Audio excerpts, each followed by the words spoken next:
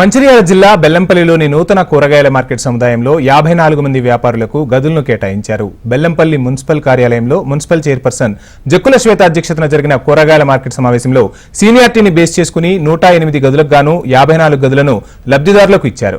మిగిలిన 54 గదులను lucky draw ద్వారా లబ్ధిదారులను ఎన్నుకోనున్నట్లు ఎమ్మెల్యే గడ్డం వినోద్ తెలిపారు. కేటాయించిన మార్కెట్ గదులు ఆగస్టు 15వ తేదీన అందుబాటులోకి వస్తాయని, మంత్రి చేతుల మీదుగా వారికి ధృవీకరణ పత్రాలు అందించనున్నట్లు చెప్పారు.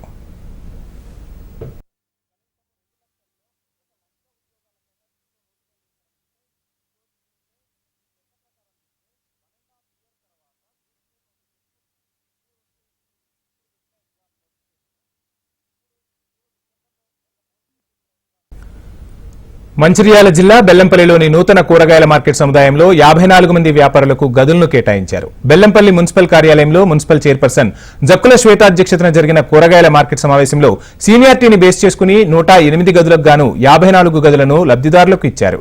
మిగిలిన 54 గదులను లక్కీ డ్రా ద్వారా లబ్ధిదారులను ఎన్నుకోనున్నట్లు ఎమ్మెల్యే గడ్డం వినోద్ తెలిపారు. కేటాయించిన మార్కెట్ గదులు ఆగస్టు 15వ తేదీన అందుబాటులోకి వస్తాయని, మంత్రి చేతుల మీదుగా వారికి ధృవీకరణ పత్రాలు అందిస్తామని స్పష్టం చేశారు.